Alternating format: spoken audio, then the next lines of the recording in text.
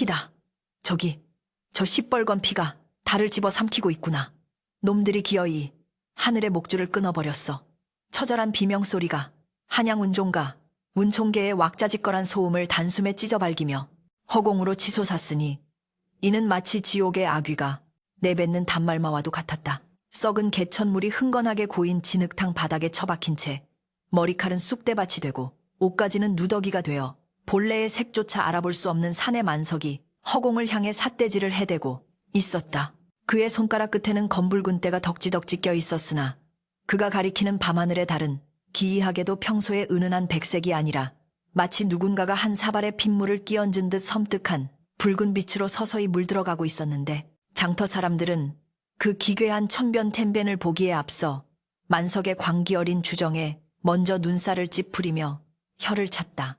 코를 찌르는 독한 탁주 냄새와 며칠을 씻지 않은 듯한 악취가 진동을 하니 지나가던 행인들은 옷자락으로 코를 감싸쥐며 그를 피해 빙 돌아가기 바빴고 근처 포목전 주인은 재수, 옴 붙었다는 듯 빗자루를 들고 뛰쳐나와 만석의 등짝을 사정없이 후려쳤다. 이 미친 주정뱅이 놈이 또 시작이네. 해가 중천일 때부터 펌하시더니 이제는 달 보고 지저대는 꼴이라니. 썩 꺼지지 못해 내 놈 때문에 손님들이 다 도망가지 않느냐. 포목전 주인의 매몰찬 호통과 함께 억센 빗자루가 만석의 등과 어깨를 무자비하게 강타했지만 만석은 아픔을 느끼지 못하는 사람처럼 기괴하게 몸을 비틀며 낄낄거릴 뿐이었다. 흙탕물이 튀어올라 그의 찢어진 입술 사이로 흘러들어갔지만 그는 그것이 술이라도 되는 양 쩝쩝거리며 맛을 보더니 이내 초점이 풀린 흐릿한 눈동자를 번득이며 다시금 하늘을 향해 소리쳤다. 아프지 않다. 아프지 않아. 내 몸뚱어리가 부서지는 게 대수냐. 지금 임금의 별인 자미원, 즈웨겐 담장이 무너지고 있는데 고작 빗자루 몽둥이질이 대수란 말이냐. 붉은 개가 해를 물어뜯고 뱀이 용의 둥지를 틀어막으니 숨을 쉴 수가 없구나. 숨을. 그의 목소리는 쉰 소리가 섞여 갈라졌으나 그 안에 담긴 기운은 소름 끼칠 정도로 서늘하여 빗자루를 휘두르던 주인마저 순간 멈칫하게 만들었다. 그때였다.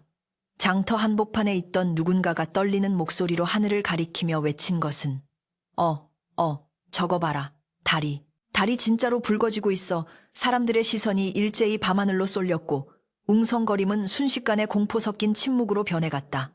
만석이 예언이라도 한 듯 둥실 떠있던 보름달의 한 귀퉁이가 검붉게 먹혀들어가기 시작하더니 이내 달 전체가 핏빛으로 물들며 세상을 음산한 붉은 기운으로 덮어버리는 것이었다.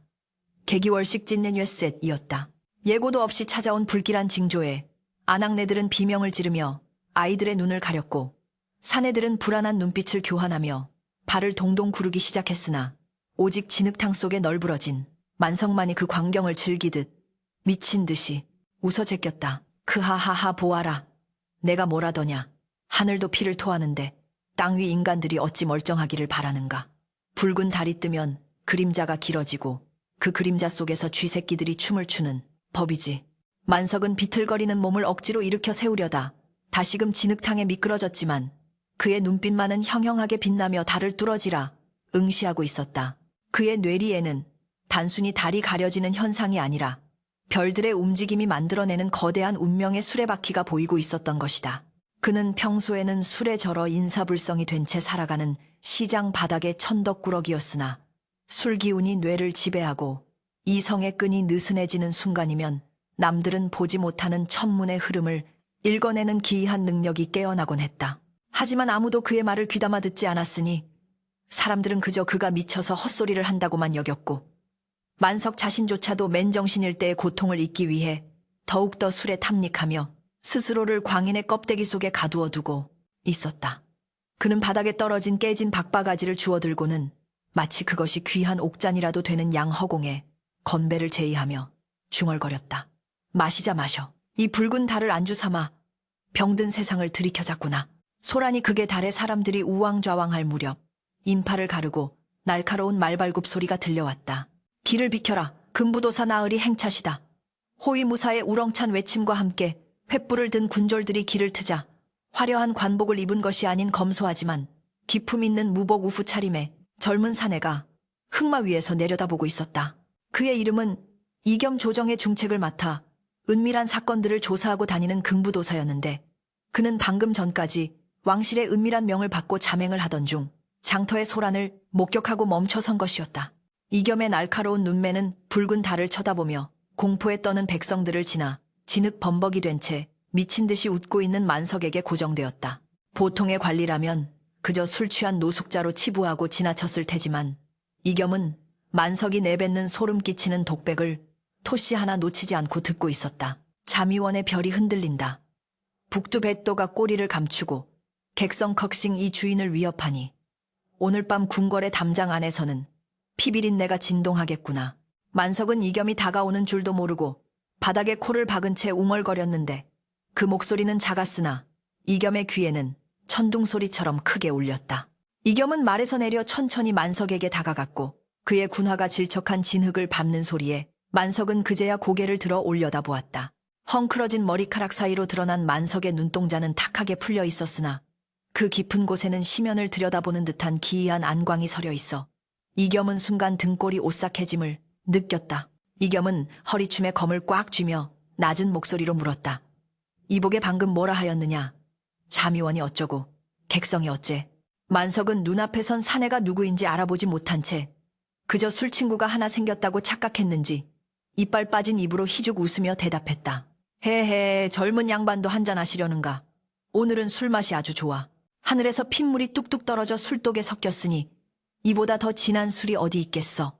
만석은 더러운 손을 뻗어 이겸의 깨끗한 옷자락을 잡으려 했고 호위무사가 기겁을 하며 칼을 뽑아들려 했으나 이겸은 손을 들어 제지했다. 이겸은 직감적으로 알고 있었다. 눈앞에 이 작자가 내뱉는 말들이 단순한 주사가 아니라 지금 조정에서 벌어지고 있는 심상치 않은 기류와 정확히 맞물려 있다는 것을. 왕의 병세가 깊어지고 세자 책봉 문제로 조정이 두 동강 나 싸우고 있는 이 시국에 일개 거짓골을 한 자가 천문을 논하며 궁궐의 변고를 예언한다는 것은 결코 예사로운 일이 아니었다. 내 놈의 눈에는 지금 저 달이 붉게 보이는 것 말고 또 무엇이 보이느냐? 이겸이 재차 묻자 만석은 갑자기 웃음을 뚝 그치고 정색을 하며 이겸의 얼굴을 뚫어지게 쳐다보았다. 그 순간 만석의 표정에서 광기는 씻은 듯이 사라지고 대신 깊은 슬픔과 체념이 깃든 학자 헉저의 얼굴이 스쳐 지나갔다. 만석은 덜덜 떨리는 손으로 하늘의 별자리를 허공에 그려가며 마치 귀신에 홀린 듯 나직하게 속삭였다. 용룽, 이 병 들었어. 아주 깊게 병이 들었지. 그런데 의원이 약을 쓰는 게 아니라 독을 쓰고 있구만. 저기 저 삼태성 산탈식 옆에 붙은 작은 별 하나가 보이지 않나? 저게 바로 간신배의 별이야. 놈이 지금 용의 목을 조르려 하고 있어. 오늘 밤 달이 붉게 물든 틈을 타서. 놈들은 진짜를 가리고 가짜를 내세울 걸세. 말을 마친 만석은 갑자기 극심한 두통이 밀려오는 듯 머리를 감싸 쥐며 비명을 질렀고 다시금 눈동자가 뒤집히며 발작을 일으키기 시작했다. 으악, 머리가 깨질 것 같다. 하늘이 무너진다. 도망쳐야 해, 놈들이 온다. 만석은 이겸을 거칠게 밀쳐내고는 진흙탕 속을 기어서 어둠 속으로 도망치려 발버둥쳤다. 주변의 구경꾼들은 그가 귀신이 들렸다며 소금을 뿌려댔고 장터는 다시금 아수라장이 되었다. 이겸은 멀어지는 만석의 뒷모습을 보며 그를 당장 체포하여 문초해야 할지 아니면 이 기이한 인연을 묵인하고 그의 뒤를 밟아야 할지 짧은 순간 치열하게 고민했다. 그러나 붉은 달빛 아래 드러난 만석의 등은 너무나도 초라하고 처연하여 마치 세상의 모든 짐을 홀로 짊어진 죄인의 모습과도 같았다. 나으리, 저런 미치광이의 말을 귀담아 들으십니까? 당장 옥에 쳐넣어 광원 광년을 내뱉은 죄를 물어야 합니다. 호위 무사가 분개하여 말했지만 이겸은 고개를 저으며 말없이 다시 말에 올랐다. 그의 머릿속에는 방금 만석이 했던 의원이 약이 아니라 독을 쓰고 있다는 말이 비수처럼 꽂혀 떠나지 않았다. 오늘 밤 왕의 침전에는 대제학을 비롯한 고위 관료들과 어이가 모여 비밀스러운 회합을 갖기로 되어 있었다. 이겸은 밤하늘을 올려다보았다. 만석의 말대로 붉은 달은 여전히 세상을 집어삼킬 듯이 불길하게 타오르고 있었고 구름 사이로 희미하게 보이는 별들은 마치 겁에 질려 숨을 죽인 듯 위태롭게 반짝이고 있었다. 저 자가 누구인지 어디서 굴러먹다 온 놈인지 샅샅이 뒤져라. 단 은밀하게 움직여야 한다. 놈이 가진 혀가 어쩌면 지금의 난세를 구할 유일한 열쇠일지도 모른다. 이겸의 명예 그림자 같은 무사들이 어둠 속으로 사라졌고 만석은 어느새 장터의 구석진 골목 쓰레기 더미 뒤편으로 몸을 숨긴 채 거친 숨을 몰아쉬고 있었다. 술 기운이 다시금 전신을 마비시켜 오면서 만석의 의식은 과거의 어느 시점으로 곤두박질 쳤다. 화려한 관복을 입고 천문대 위에 서서 당당하게 별을 관측하던 젊은 날의 자신, 그리고 자신의 올바른 관측 결과를 묵살하고 누명을 씌워 멸문지화를 당하게 만든 그들의 비열한 웃음소리가 붉은 달과 겹쳐 보였다. 다 부질없어. 천기를 읽으면 뭐하나 인심, 련신, 이천심, 텐신을 거스르는데 만석은 품속에서 꼬깃꼬깃하게 숨겨둔 낡은 책자 하나를 꺼내 가슴에 품었다.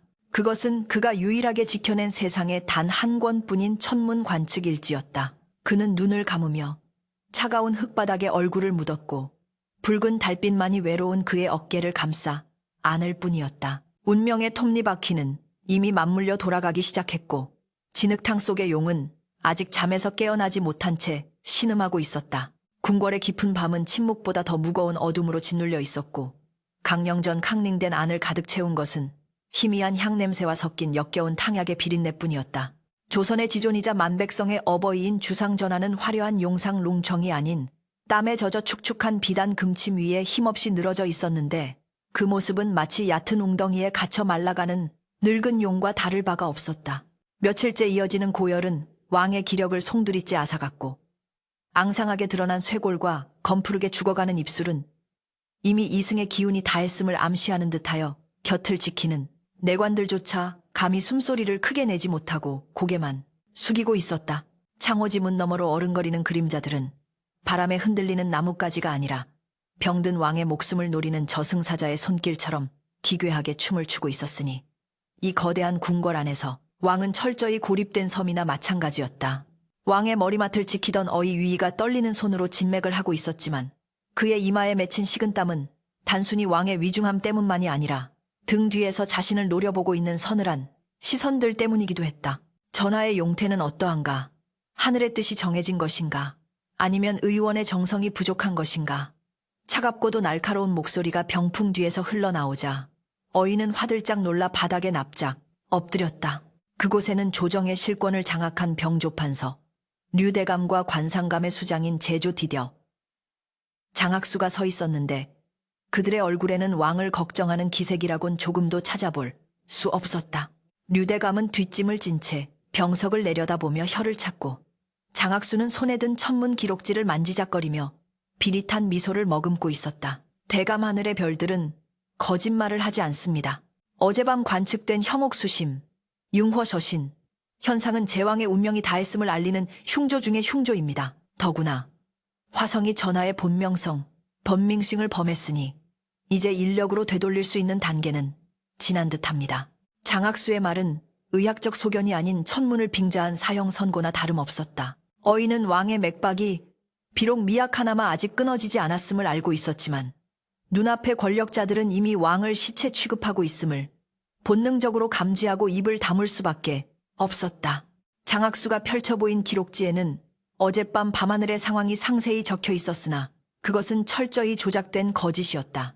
지난밤 만석이 장터에서 울부짖으며 가리켰던 붉은 개기월식은 온데간데 없고 오직 불길한 화성이 왕의 별을 침범했다는 내용만이 붉은 먹으로 강조되어 있었던 것이다. 류 대감은 만족스러운 듯 고개를 끄덕이며 나직하게 읊조렸다. 그렇다면 준비를 서둘러야겠군. 병든 용이 승천해야 새로운 용이 등극할 수 있는 법. 세자 저하께서 아직 어리시니 섭정을 통해 국정을 안정시키는 것이야말로 충신된 도리가 아니겠는가. 그들의 대화는 마치 나라를 위하는 척 포장되어 있었으나 그 이면에는 왕이 죽기를 바라는 검은 욕망이 켈리를 틀고 있었다. 그들은 왕의 병이 자연스러운 것이 아니라 자신들이 은밀히 사주한 독초와 잘못된 처방으로 인해 악화되었다는 사실을 누구보다 잘 알고 있었기 때문이다. 어둠 속에 묻힌 진실을 덮기 위해 그들은 하늘의 별자리마저 자신들의 입맛대로 바꾸어 기록하고 있었던 것이다. 한편 강령전 박회랑 기둥에 몸을 숨긴 채 이 모든 상황을 예의주시하고 있던 금부도사 이겸의 주먹은 분노로 하얗게 질려 있었다. 그는 왕의 호위를 핑계로 궁궐 내부의 동태를 살피고 있었는데 방금 전 류대감과 장학수가 나누던 밀담의 파편들이 바람을 타고 그의 귀에 흘러들어왔던 것이다. 형옥수심, 화성이 왕의 별을 범했다고 이겸은 미간을 찌푸리며 지난밤 장터에서 마주쳤던 미치광이 거지 만석의 말을 떠올렸다. 만석은 분명 자미원의 별이 흔들리고 객성이 주인을 위협한다고 했다. 또한 의원이 약이 아니라 독을 쓰고 있다고 절규했었다. 이겸의 머릿속에서 퍼즐 조각들이 하나둘씩 맞춰지기 시작했다. 관상감 최고의 관리라는 자가 보고하는 내용과 장터의 술 주정뱅이가 토해낸 예언이 정면으로 배치되고 있었고 왕의 병세는 나날이 악화되고 있었다. 이것은 단순한 우연이 아니었다.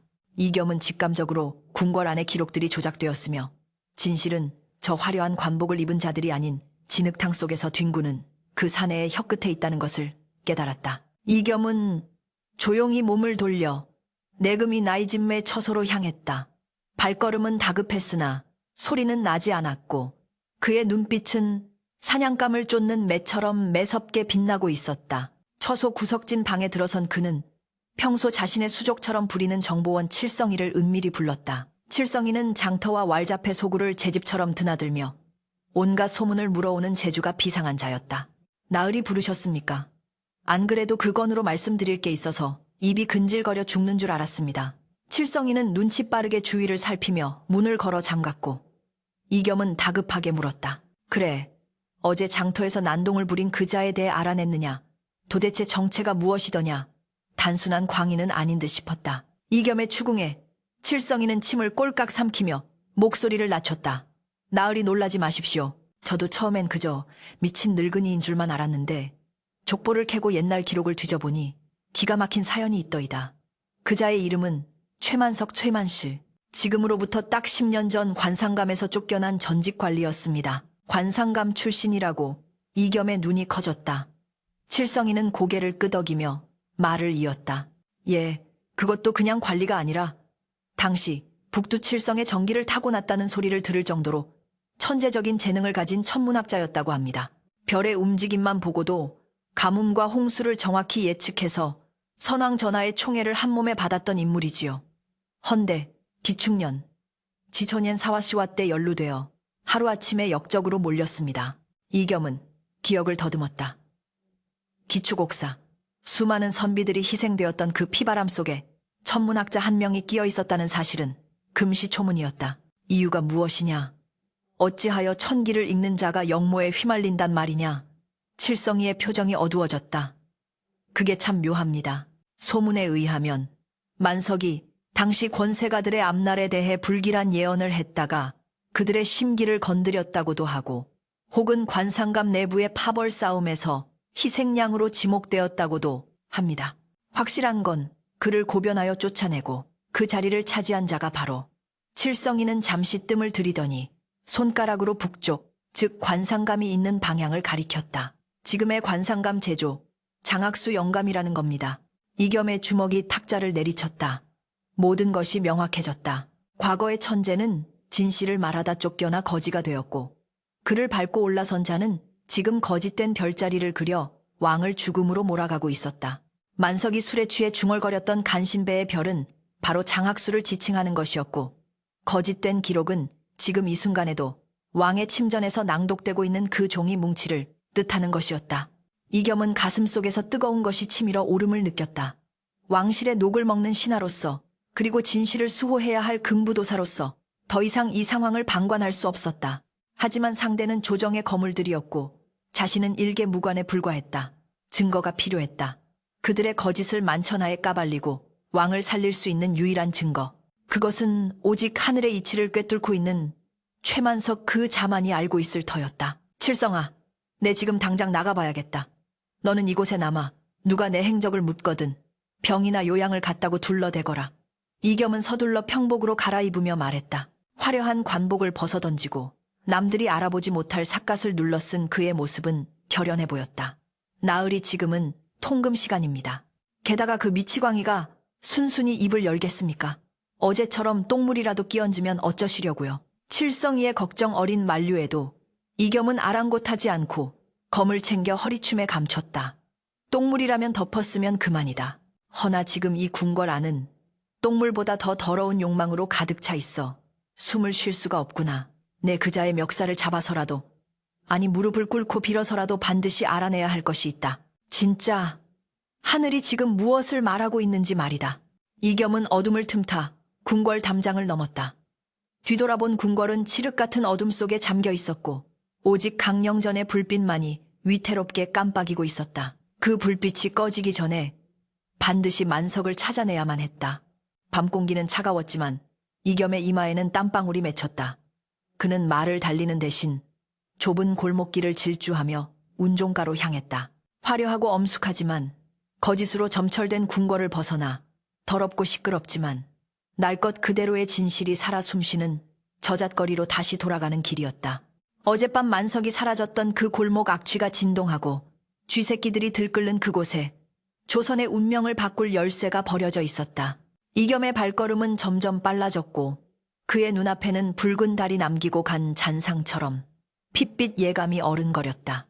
만석이 정말로 미친 것인지 아니면 세상이 미쳐서 그가 미친 척을 하는 것인지 이제 곧 확인하게 될 것이었다. 그 시각 만석은 여전히 다리 밑거지 움막 구석에 웅크리고 앉아 있었다. 식어버린 국밥 그릇에 빗물이 고여 있었지만 그는 아랑곳하지 않고 품속의 낡은 일지를 꺼내 덜덜 떨리는 손으로 무언가를 적어 내려가고 있었다.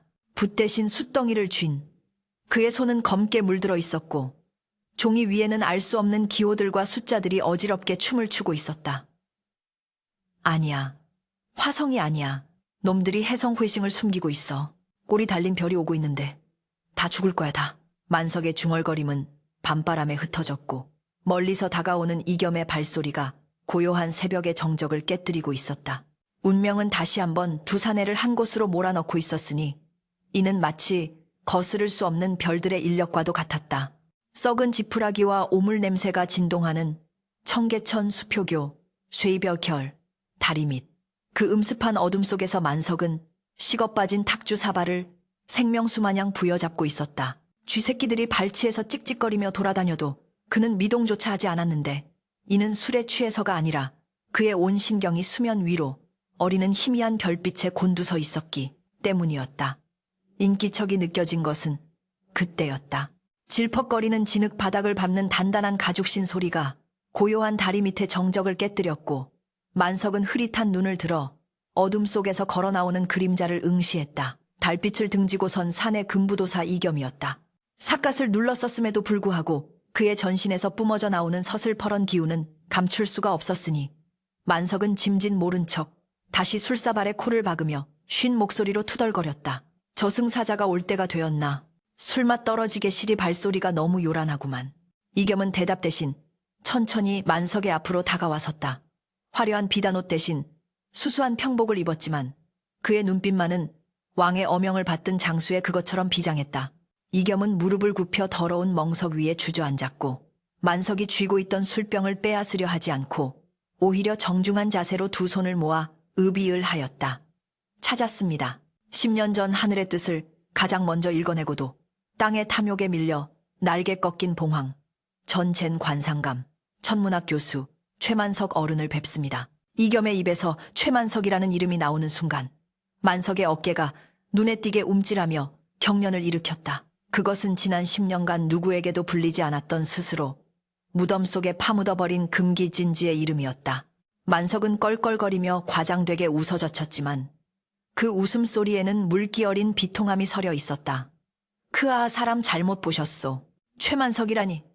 그따위 거창한 이름 가진 놈은 진즉에 목이 잘려 죽었고 여기 있는 건 그저 술 귀신 씨인 늙은 거지일 뿐이오. 썩 거지쇼.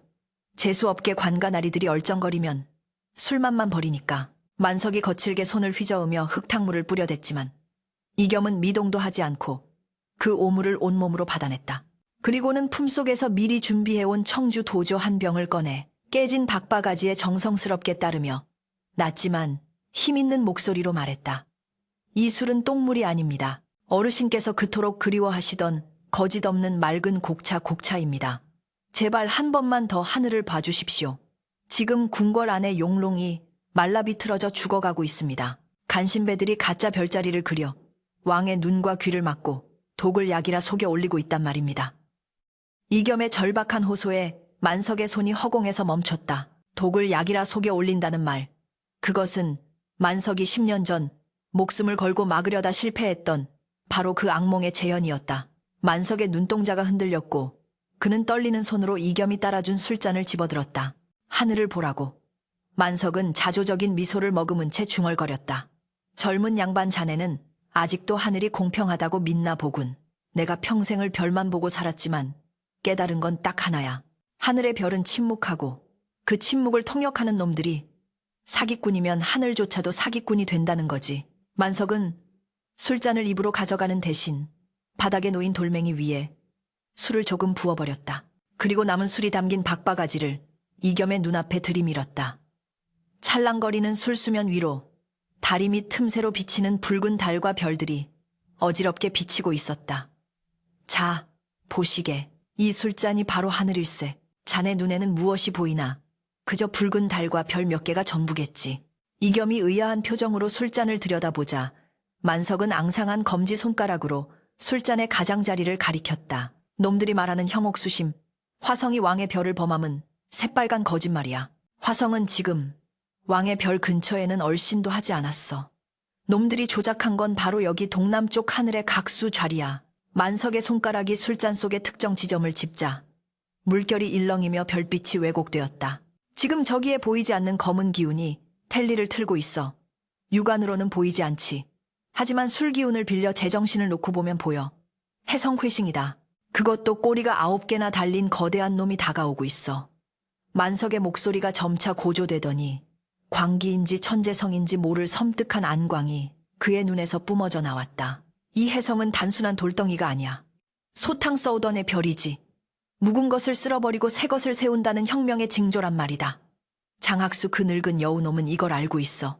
그래서 해성이 나타나기 전에 왕을 죽이고 그 해성을 새로운 권력의 징조로 둔갑시키려는 거야. 이겸은 등골이 오싹해짐을 느꼈다. 장학수 일파가 왕의 병세를 조작하는 것을 넘어 다가오는 천변조차 자신들의 정당성을 확보하는 도구로 이용하려 한다는 사실은 상상조차 하지 못한 끔찍한 계략이었다. 그렇다면 전하를 살릴 방법은 없단 말입니까? 해성이 나타나면 이미 늦는 것 아닙니까? 이겸이 다급하게 묻자 만석은 쓴 웃음을 지으며 남은 술을 단숨에 들이켰다. 술이 식도를 타고 내려가는 뜨거움에 얼굴을 찡그리며 그는 비로소 10년간 억눌러 왔던 울분을 토해내듯 쉰 목소리로 말했다. 방법은 하나뿐이지. 놈들이 거짓 보고를 올리는 그 순간 진짜 하늘을 증명해 보이는 것. 해성이 육안으로 드러나는 정확한 시각. 바로 진시천지 오전 7시 9시에 맞춰 그들의 면상에 팩트를 들이박아야 해. 하지만 만석은 이내 고개를 푹 숙이며 힘없이 덧붙였다. 허나 누가 내 말을 믿어주겠나. 미친 거지의 헛소리라고 몽둥이질이나 당하겠지. 나는 더 이상 잃을 것도 지킬 것도 없는 놈이야. 그의 어깨가 작게 떨리고 있었다. 과거 자신의 올바른 예언이 가족을 죽음으로 몰아넣었다는 죄책감이 여전히 그를 짓누르고 있었던 것이다. 이겸은 그런 만석의 손을 꽉 잡았다. 더럽고 거친 노인의 손이었지만 이겸은 그 손에 담긴 세월과 고통을 이해한다는 듯 따뜻한 체온을 전했다. 어르신, 잃을 것이 없다는 것은 두려울 것도 없다는 뜻이 아니겠습니까? 저 역시 목숨을 내놓았습니다. 전하를 위해서가 아니라 거짓이 진실을 이기는 이 더러운 꼴을 더 이상 보고 싶지 않아서입니다. 하늘은 침묵할지 몰라도 그것을 읽는 사람의 양심은 침묵해서는 안 되는 것 아닙니까? 이겸의 진심 어린 호소에 만석의 탁한 눈동자가 잠시 흔들렸다. 양심. 그 단어가 잊고 있었던 그의 심장 박동을 다시 뛰게 만들었다. 10년 전 동료들이 끌려가면서도 자네만은 살아남아 훗날을 도모하게라고 외쳤던 그 마지막 유언들이 귓가에 쟁쟁하게 울려 퍼졌다. 만석은 천천히 고개를 들어 이겸을 바라보았다. 붉은 달빛 아래 젊은 무관의 눈동자는 샛별처럼 빛나고 있었다. 그 빛은 과거 자신이 품었던 열정과 닮아 있었다. 만석은 깊은 한숨을 내쉬며 바닥을 짚고 일어섰다. 비틀거렸지만 이번에는 넘어지지 않았다. 그는 헝클어진 머리카락을 대충 쓸어 넘기며 10년 만에 처음으로 학자다운 단호한 표정을 지어 보였다. 진시전지라고 했지 시간이 많지 않구만. 만석이 툭 내뱉자 이겸의 얼굴에 화색이 돌았다. 도와주시겠습니까? 만석은 콧방귀를 뀌며 깨진 박바가지를 발로 차버렸다. 도와주는 게 아니야.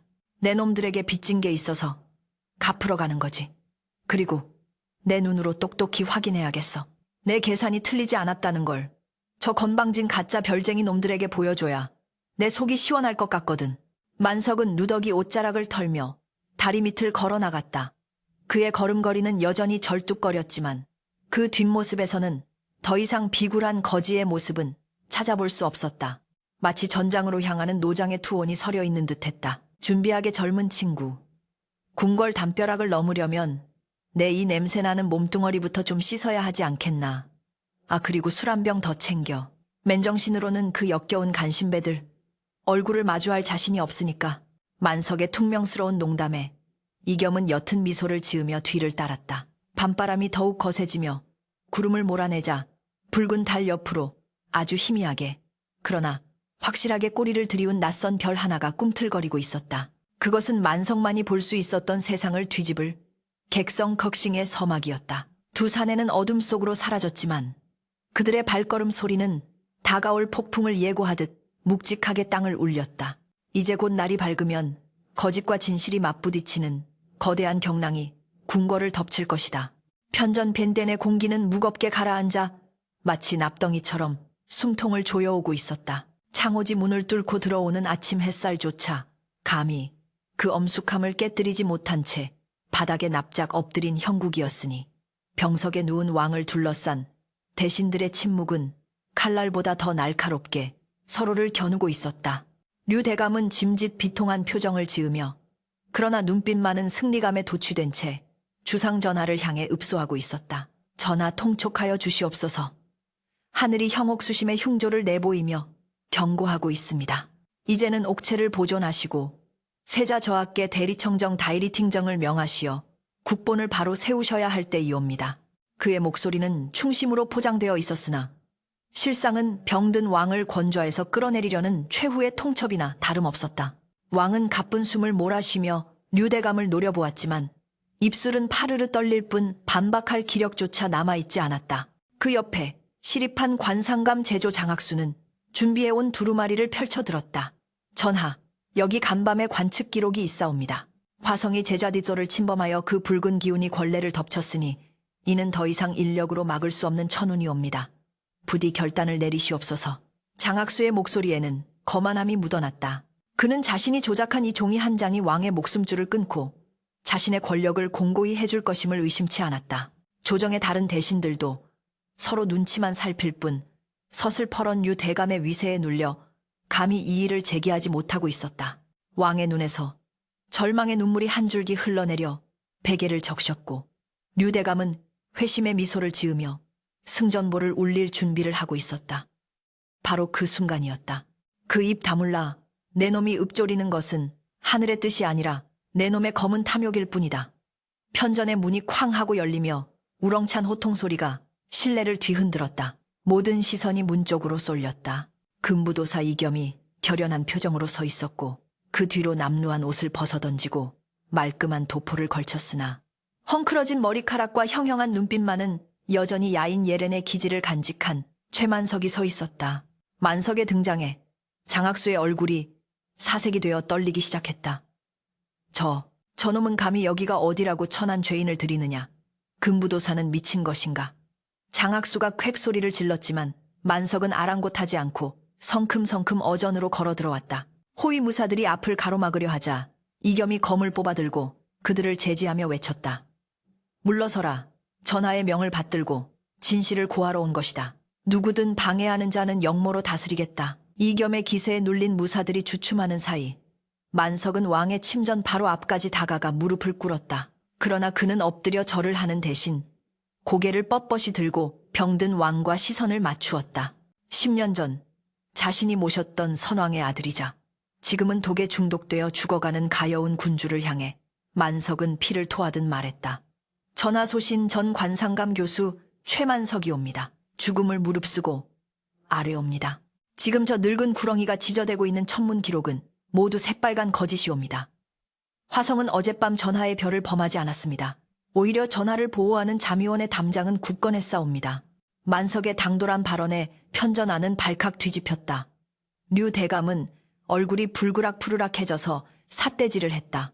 이런 발칙한 놈 내 놈이 10년 전 요사스러운 혀를 놀려 쫓겨난 그 미치광이 만석이 아니냐. 어디서 감히 신성한 어전에서 헛소리를 짓거리느냐. 여봐라. 당장 저놈을 끌어내어 능지처참하라. 군사들이 다시 달려들려 하자 만석은 품속에서 꼬깃꼬깃한 자신의 관측 일지를 꺼내어 바닥에 내동댕이 쳤다. 이것을 보아라. 이것이 내 두 눈으로 똑똑히 보고 내 피로 기록한 진짜 하늘의 지도다. 장학수, 내 놈이 하늘을 속일 수는 있어도 별을 사랑하는 이 최만석의 눈은 속일 수 없다. 만석의 일갈은 천둥처럼 울려 퍼졌고 그의 기백에 압도된 장학수는 뒷걸음질을 쳤다. 만석은 바닥에 떨어진 일지를 가리키며 열변을 토했다. 전하 장학수가 형옥수심이라 칭한 붉은 별은 화성이 아니라 동쪽 하늘에서 다가오고 있는 해성의 전조 젠저인 진성 웨이싱, 토성의 변이일 뿐이옵니다. 놈들은 해성이 나타나면 민심이 동요하고 자신들의 영모가 들통날까 두려워 이를 왕의 흉조로 둔갑시켜 전하를 핍박하고 있는 것이옵니다. 만석은 떨리는 손으로 장학수를 지목했다. 내 놈이 천문학자라면 대답해보아라. 오늘 진시천지, 초각축허, 동남쪽 하늘 각수죄수 자리에서 무엇이 떠오를 것이냐. 만약 내 놈의 말대로 화성이 주인이라면 그 자리에는 아무것도 없어야 할 것이다. 허나 내 계산이 맞다면 지금 이 순간 하늘은 거대한 빗자루를 들어 썩은 것들을 쓸어버릴 준비를 하고 있을 것이다. 장학수는 식은땀을 줄줄 흘리며 말을 더듬었다. 이 미친놈이 해성이라니. 그런 징조는 어디에도 없었다. 감히 어디서 낭설을 퍼뜨려. 그러나 그의 눈동자는 불안하게 흔들리고 있었다. 사실 그도 미세한 이상 징후를 감지했으나 류대감의 압박과 자신의 영달을 위해 애써 무시하고 있었던 것이다. 하지만 만석이 저토록 확신에 차서 해성을 언급하자 학자로서의 본능적인 공포가 되살아났다. 만석은 씩 웃으며 왕을 향해 머리를 조아렸다. 전하 소신에 목을 걸겠습니다. 지금 밖으로 나가 하늘을 보시옵소서. 곧 진시가 됩니다. 만약 해성이 나타나지 않는다면 소신의 목을 저 간신배들의 발 아래 바치겠습니다. 허나 만약 제 말이 맞다면 부디 저들의 목을 베어 하늘의 제물로 바치시옵소서. 만석의 비장한 제안에 왕은 힘겹게 손을 들어 올렸다. 그래, 나가보자. 내 직접 하늘을 보겠다. 왕의 명에 내관들이 급히 부축하여 왕을 밖으로 모셨다. 류대감과 장학수는 안절부절 못하며 뒤를 따랐고 이겸은 만석을 부축하여 뜰로 나갔다. 궐 밖의 하늘은 동이 트기 직전에 푸르스름한 어둠에 잠겨 있었다. 차가운 새벽바람이 몰아치며 만석의 도포자락을 거세게 흔들었다. 모든 사람들의 시선이 동남쪽 하늘 만석이 지목한 그곳으로 집중되었다. 시간은 더디게 흘렀고 침묵 속에 긴장감이 팽팽하게 당겨졌다. 류대감은 비웃음을 흘리며 입을 열었다. 보아라, 아무것도 없지 않으냐. 저 미치광이가 전하를 모욕하고 조정을 능멸했으니 당장 목을. 그때였다. 저게 무엇이냐. 한 신하가 비명을 지르며 하늘을 가리켰다. 동남쪽 하늘 구름이 걷히고 희미한 별빛들 사이로 기이한 꼬리를 단 하얀 빗줄기가 서서히 모습을 드러내기 시작했다. 처음에는 희미한 연기처럼 보였으나 시간이 지날수록 그 빛은 점점 강렬해지며 마치 하늘을 찢고 나오는 은색 용처럼 거대해졌다. 해성이었다. 만석이 예언한 바로 그 객성이 9개의 꼬리를 찬란하게 휘날리며 밤하늘의 주인 행세를 하고 있던 거짓 별들을 압도하며 솟아오르고 있었다. 그것은 단순한 천문 현상이 아니라 썩어빠진 조정을 심판하러 내려온 하늘의 회초리처럼 보였다. 장터의 붉은 달이 예고했던 피의 재앙이 아니라 묵은 때를 벗겨내는 정화의 빛이었다. 해성이다. 진짜 해성이 나타났다. 궁궐 안은 순식간에 혼비백산이 되었다. 장학수는 다리에 힘이 풀려 그 자리에 주저앉았고 류 대감은 믿을 수 없다는 듯 입을 벌린 채 멍하니 하늘을 올려다보았다. 만석은 그 광경을 보며 소리 없이 눈물을 흘렸다. 10년간의 억울한 미치광이 취급을 받으며 견뎌온 서름, 그리고 무엇보다 자신의 학문이 틀리지 않았다는 벅찬 감동이 한꺼번에 밀려왔다. 그는 하늘을 향해 두 팔을 벌리고 외쳤다. 보아라, 이것이 하늘의 답이다. 거짓은 참을 이길 수 없고 어둠은 빛을 가릴 수 없는 법. 전하, 저 해성이 놈들의 죄를 묻고 있습니다. 왕은 떨리는 눈으로 장엄한 해성을 바라보았다. 그 빛은 병든 왕의 몸에 생기를 불어넣는 듯했다. 왕은 젖먹던 힘을 다해 이겸에게 명했다. 금부도사는 들라. 지금 당장 저 대역죄인들을 포박하라. 하늘을 속이고 임금을 기만하여 국정을 농단한 죄. 내 친히 그 죄를 물을 것이다. 왕의 호령이 떨어지자 이겸과 내금위 군사들이 일제히 달려들어 류대감과 장학수를 무릎 꿇렸다. 전하 억울하옵니다. 이것은 요물입니다. 저 만석놈이 요술을 부린 것입니다. 류대감이 발악을 했지만 이미 하늘에 떠있는 명백한 증거 앞에서 그의 변명은 추한 짐승의 울부짖음에 불과했다. 장학수는 고개를 떨군 채 아무 말도 하지 못했다. 그는 알고 있었다. 자신이 하늘을 버린 순간 하늘도 자신을 버렸음을. 만석은 포박되어 끌려가는 장학수에게 다가갔다. 그리고 나직하게 말했다. 자네가 놓친 것은 별이 아닐세. 별을 바라보는 마음이지. 하늘은 권력을 위해 존재하는 것이 아니라네. 그저 묵묵히 우리를 지켜볼 뿐이지. 만석의 말에 장학수는 피눈물을 흘리며 후회했지만 이미 늦은 일이었다. 궁궐 마당에는 혜성의 신비로운 빛이 가득 찼고 그 빛을 받은 왕의 얼굴에는 오랜만에 혈색이 돌았다. 악인들은 심판대 위로 끌려갔고 진실을 말한 자는 비로소 고개를 들 수 있었다. 이겸은 만석을 바라보며 깊은 존경의 눈빛을 보냈다. 만석은 혜성을 바라보며 10년 묵은 체증이 내려가는 듯 깊은 숨을 내쉬었다. 그러나 그의 표정은 승리감보다는 거대한 자연의 섭리 앞에 선 인간의 겸허함으로 채워져 있었다. 이제 끝났군요, 어르신. 이겸이 다가와 말했다. 만석은 고개를 저으며 씁쓸하게 웃었다. 아니, 이제 시작일세. 혜성은 묵은 것을 쓸어내지만 그 빈자리에 무엇을 채울지는 살아남은 자들의 몫이니까. 만석은 궁궐의 높은 담장 너머 자신이 떠나왔던 저잣거리 쪽을 바라보았다. 화려한 궁궐보다 그곳의 진흙탕 냄새가 벌써 그리워지는 것은 왜일까? 소동이 진정되고 왕이 만석의 손을 잡으려 했으나 만석은 정중히 거절하며 뒷걸음질 쳤다. 그의 역할은 여기까지였다. 하늘의 뜻을 전했으니 이제 땅의 일은 땅의 사람들에게 맡겨야 했다. 하지만 왕은 그를 그냥 보낼 생각이 없어 보였다. 혜성의 꼬리가 새벽 여명 속으로 서서히 녹아들고 있었다. 혜성 회싱, 이 밤하늘을 수놓은 지 닷새가 지났건만 도성두청의 밤은 여전히 대낮처럼 환했다. 9갈래의 꼬리를 길게 늘어뜨린 그 신령스러운 별은 마치 하늘이 내린 빗자루처럼 궁궐 구석구석의 묵은 때를 씻어내고 있었다. 편전 밴덴을 뒤덮고 있던 검은 그림자는 거쳤고 류대감과 장학수를 비롯한 영모의 무리들이 의금부로 압송되던 날 백성들은 그들의 죄상을 낱낱이 고하는 방방을 보며 환호했다. 왕의 병세 또한 씻은 듯이 나아졌으니 이는 단순히 독을 끊어서가 아니라 마음을 짓누르던 불안과 의심이라는 거대한 병마 빅모가 사라졌기 때문이었다. 어의 유이들은 연신 기적이라며 머리를 조아렸으나 궁궐 사람들은 알고 있었다. 이 모든 기적의 시작은 진흙탕 속에서 별을 보던 한 미치광이의 혀끝에서 비롯되었다는 것을. 맑게 갠 하늘 아래 궁궐은 모처럼 활기를 되찾았고 신하들의 발걸음은 분주했으나 정작 이 거대한 태풍의 눈이었던 만석은 강령전의 가장 깊숙한 곳 왕의 침소 앞에 단정히 앉아 있었다. 목욕재개하고 하사받은 비단 관복을 차려입은 만석의 모습은 며칠 전의 거짓골과는 딴판으로 고고한 학출의 자태를 뽐내고 있었다. 그러나 꽉 조이는 허리띠와 빳빳한 깃이 영 불편한 듯 그는 연신 목을 비틀며 헛기침을 해댔다.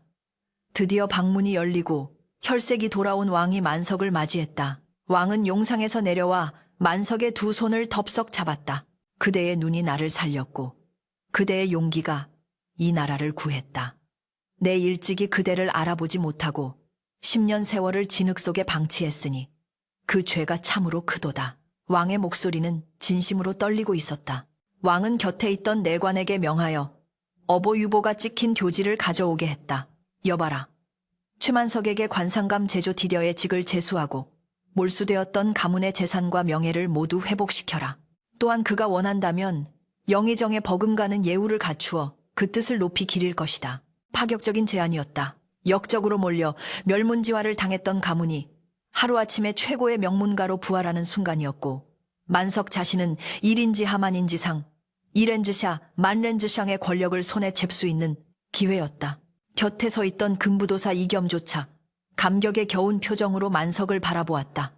그러나 만석의 표정은 덤덤하다 못해 쓸쓸해 보이기까지 했다. 그는 왕의 손을 부드럽게 놓고는 바닥에 엎드려 큰 절을 올렸다. 그리고는 고개를 들어 왕을 응시하며 마치 뜬구름 잡는 소리처럼 나직하게 입을 열었다. 전하성은 이 망극하옵니다. 허나 소신은 그 관복을 입을 수가 없사옵니다. 아니, 입어서는 아니 되옵니다. 왕과 이겸의 눈이 휘둥그레졌다. 그게 무슨 말이냐? 짐이 내리는 상이 부족하단 말이냐? 왕의 물음에 만석은 씁쓸한 미소를 지으며 고개를 저었다.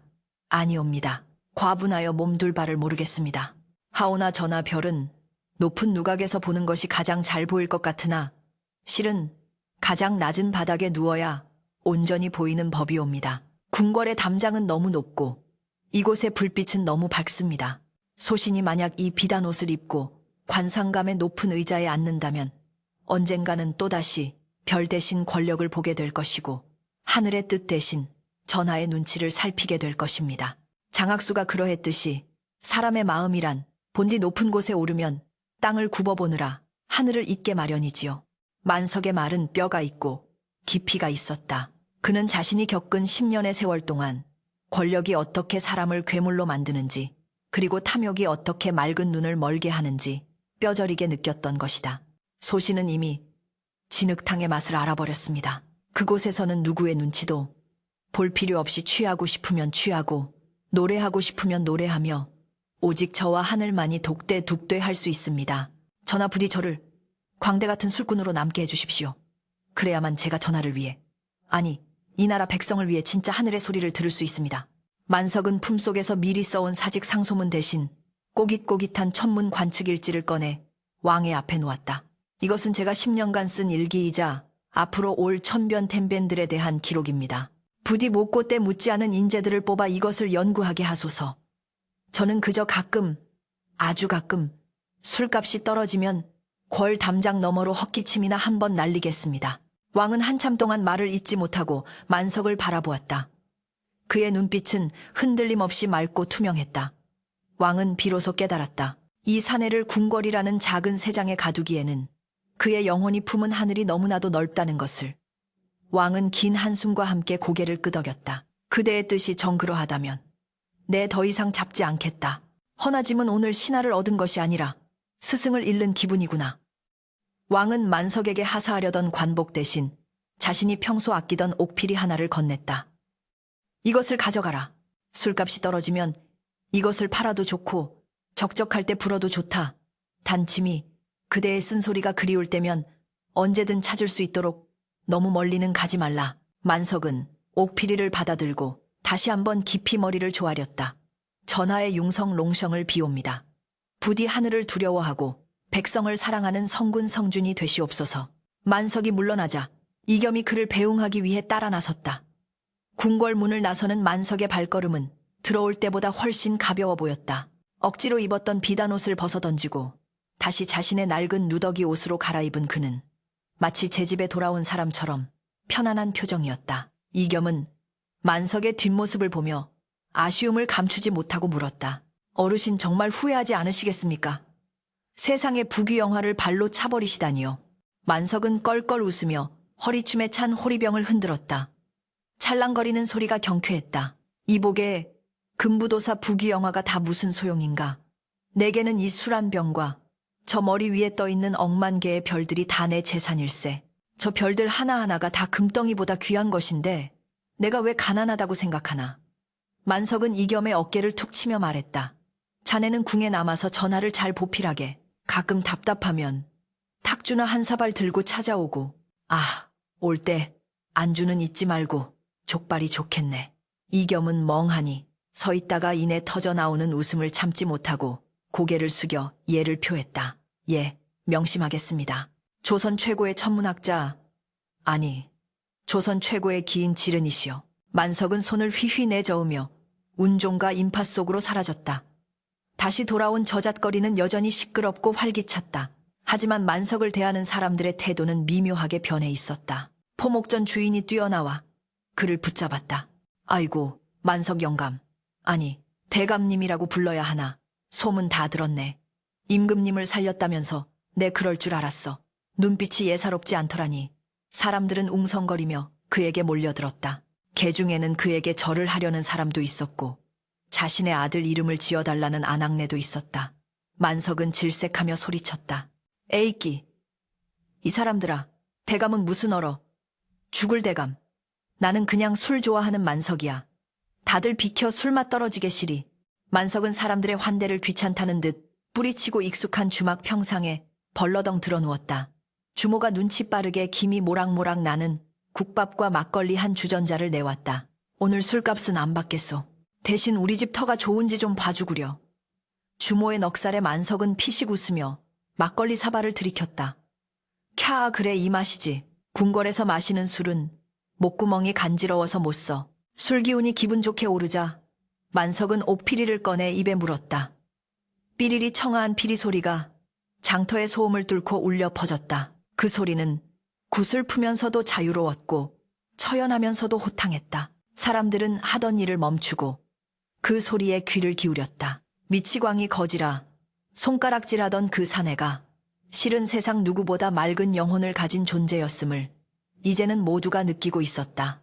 밤이 깊어지고 장터의 불빛이 하나둘 꺼지자 만석은 다시 혼자가 되었다. 그는 다리 밑 자신의 아지트가 아닌 수표교 다리 난간에 기대어 밤하늘을 올려다보았다. 혜성은 이제 꼬리를 감추고 멀어지고 있었지만 그 자리를 지키는 수많은 별들은 여전히 찬란하게 빛나고 있었다. 북두칠성 뱃도치싱, 이 국자 모양으로 선명하게 박혀 있었고 은하수가 강물처럼 흘러가고 있었다. 만석은 술잔에 달을 띄우며 혼잣말을 중얼거렸다. 그래, 그거면 됐다. 너희들은 거기서 빛나고 나는 여기서 취하고 서로 제자리를 지키면 그만인 것을. 인간들이 욕심을 부려 자리를 바꾸려 하니 탈이 나는 게지. 바람이 불어와 그의 헝클어진 머리카락을 스치고 지나갔다. 춥지도 덥지도 않은 딱 좋은 바람이었다. 만석은 눈을 감고 바람 속에 실려오는 세상의 냄새를 맡았다. 땀 냄새, 흙 냄새, 술 냄새. 그것은 살아있는 것들의 냄새였다. 궁궐의 차가운 향 냄새보다 훨씬 더 정겨운 냄새였다. 인생이란 잠시 머물다 가는 객성 컷싱과 같은 것. 혜성처럼 요란하게 왔다 갈 필요도 없지. 그저 제 몫에 빛을 내다가 때가 되면 쓰러지면 그뿐. 만석은 마지막 술 한 방울까지 탈탈 털어 마시고는 난간을 베개 삼아 깊은 잠에 빠져들었다. 그의 입가에는 세상 그 누구보다 평온한 미소가 걸려 있었다. 하늘은 여전히 묵묵히 그를 내려다보고 있었고 달빛은 이불이 되어 잠든 그의 어깨를 따스하게 덮어주었다. 세상을 구했으나 세상 밖으로 걸어나온 영웅 만석의 코 고는 소리가 밤하늘의 별똥별과 어우러져 평화로운 자장가처럼 들려왔다. 진흙탕 속에 발을 담그고 있어도 고개만 들면 언제나 별을 볼 수 있다는 단순한 진리. 그 진리를 깨우친 자만이 누릴 수 있는 진정한 자유가 그곳에 있었다. 이야기는 여기서 끝이 나지만 만석이 바라보던 그 하늘은 오늘도 그리고 내일도 변함없이 우리 머리 위에 떠 있을 것이다.